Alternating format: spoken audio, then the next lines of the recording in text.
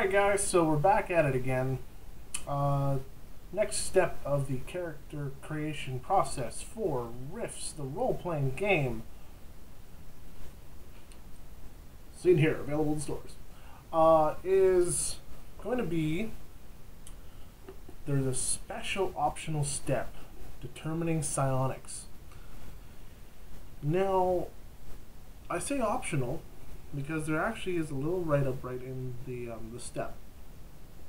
Basically, on Rift's Earth, with all the magical energy that's floating around, psionics are also using the exact same energy to power their abilities. So they say that apparently a lot of people have been affected, and a lot of people, let's say, they determine as a good percentage, whatever that means. I guess 10% of the world's population at the time would be a good percentage, exhibit psionic ability. Now, I said at the beginning I don't want to complicate this any more than I have to, so I'm going to skip it entirely, and in fact, it lets you do so. It basically says you can skip this step if you do not want to have a character with psionic powers. And you know what? Even though my strength's so low, guys, I'm gonna deal with it. You know, like, this is perfect. Once again, this is a perfect opportunity for min-maxing power gaming that this game could present me. But am I gonna take it? No, because I know that my character concept is true to the bone, blue blood, human. So that's what we're gonna go with. Next, basically the next step is selecting your occupational character class, which I already have. I kind of started at the beginning with that one. More for character creation, development, the background. I needed to start from there and work my way up. I needed the story to happen for me first before the mechanics of it all. I want to see the run on the Death Star and the end of A New Hope before I got to the behind the scenes and how they did that. See what I'm saying there? Next is a step that I usually don't go along with. It's kind of a homebrew rule for me when it comes to Rifts. It's alignment. I'm not a big alignment fan when it comes to games because I feel you should play your character as you feel they should be played in that instant. I mean, within reason. I mean, if you seem too schizophrenic, guess what? You're rolling on the insanity table. But in this case, I don't know. I feel if you're going to be playing an evil character, that's such a broad term that they should be left to their own devices. They're going to play an evil character, they're going to play an evil character. But I'm going to discuss alignment because it does get a little bit more in depth with this game. There's 9 total alignments, 3 in each category, listing as good, evil, good, selfish, then evil. Selfish, you might think, well, that's just like somewhere in the middle, neutral. It's in the middle, but they already stated in the gaming system that there is no such thing as a neutral alignment. Being a neutral alignment basically just means you're the Buddha, and that's not a character. I mean, even though the most tame cuttlefish in the sea is not truly neutral on one thing or another. And that's kind of what they're getting at. If you disagree, as they say, that's a philosophy discussion for another time. It's not the forum to be discussed in. It's it's the core. It's one of the unbending rules of the game.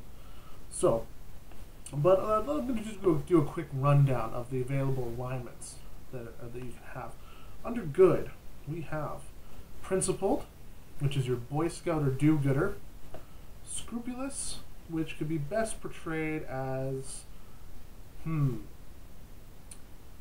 he's the cop who plays by his own rules. I'm taking a lot of these examples right out of the write-up that comes along with each one of these alignments.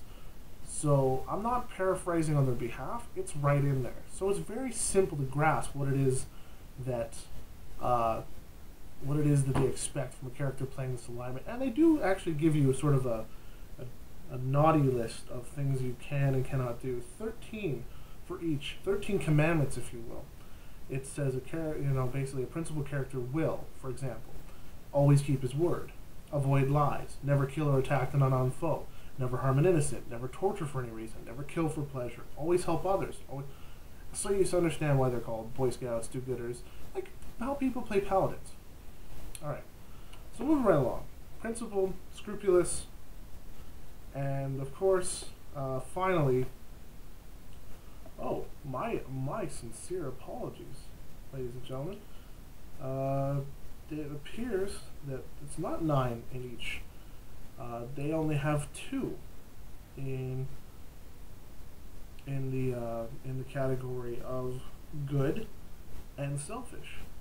Evil is divided into 3. So you see, evil a little bit more of a broad spectrum than good, which is, like I said, I'm not big on alignments, so I avoid this section most of the time. Unless they're trying to play a character that has a certain background that's very stringent, code of ethics, code of honor, code of morality, something like that. I try and keep them to it. Okay, so moving on to selfish. Selfish characters can either be unprincipled, which is sort of a greedy guy who looks out for himself. He's a noble scoundrel. So, could even say that's a Han Solo type. Or you go ahead and you get the anarchist, which is a con artist, gambler, freebooter, and he really just is looking out for himself. This is a true mercenary alignment. He really doesn't care for anybody but himself. Now, going into the evil alignments are aberrant, miscreant, and diabolic. Aberrant, and an aberrant character is basically embodies the ethos of no honor among thieves. And a miscreant, whereas a miscreant character is, and he's again a bit of more of an evil version of the anarchist. He's unscrupulous, is only out for himself, power, glory, wealth, position, and he will trample anybody to get. He's Tony Montana, if you think about it, from Scarface. He's a very miscreant individual. Diabolic are basically the most deep pit of evil that we can conceive of. Megalomaniacs, psychopaths, violent, despicable people. What we think of when we think of serial killers, at least when we make them out to be seriously evil and not just seriously damaged and sick individuals. This is how people would view demonic behavior, right? Diabolic. I mean, let's go run down the commandments a little bit here. They rarely keep his word and has no honor. So that's right there. Type number 1. Lie to and cheat anyone. Hurt and kill an innocent without a second thought and for pleasure. So you see the kind of person that you'd have to portray. Now, if this is a character you want to play, you can say I'm going to be playing a character with diabolic tendencies, and I'd find that acceptable. Commandments be damned. Should you decide to have a change of heart once, it doesn't make you less of a scumbag. It just makes you a scumbag who, for whatever reason, made a decision once to do something a little bit different. We are all human. We can make decisions that can greatly affect or change our lives.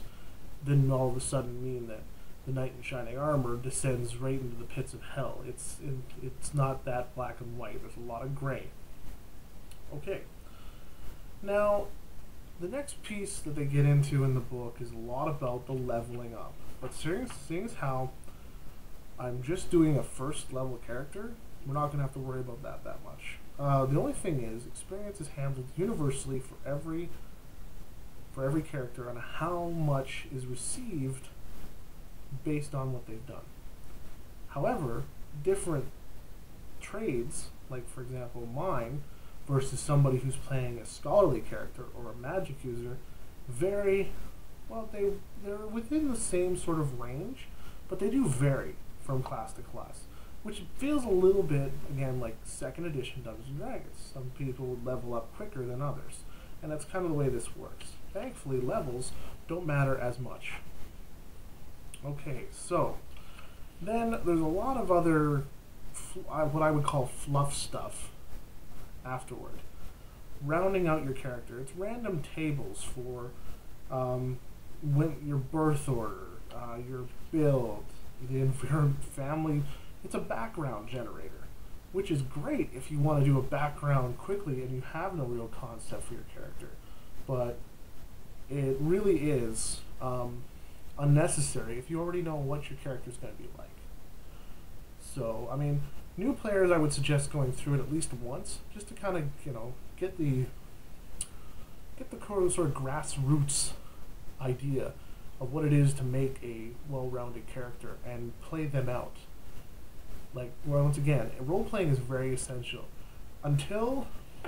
Honestly, until they take the role playing out of RPG, I'm always going to say that that's the biggest factor when you're dealing with one of these games.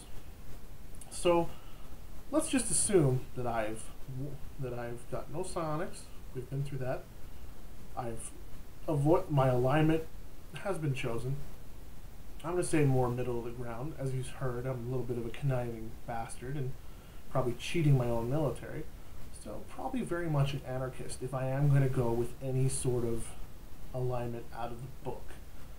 And of course the background I've already conceived of in my head. I don't feel like dealing with that throughout rolls. So you see, I mean, like I said, a quick character can take about half hour with this game system if you know what to do, if you kind of know the little things that can speed up the process. So that's about where I'm going to leave off for this one.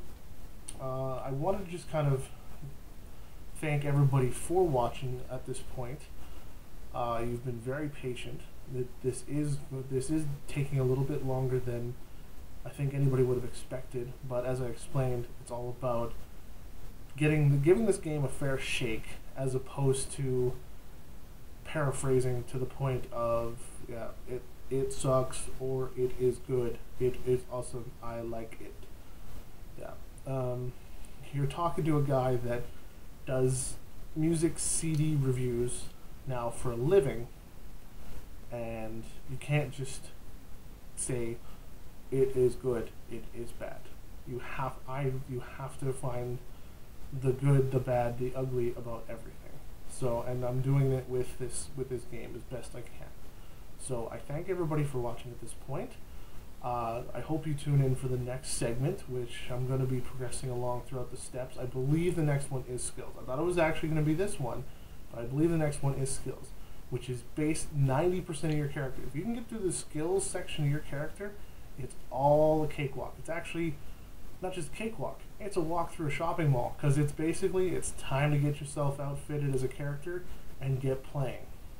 And much of the equipment section can be done on the fly. I've had characters already playing, and they're just writing out the stats for their equipment. It's really it can be done relatively quickly.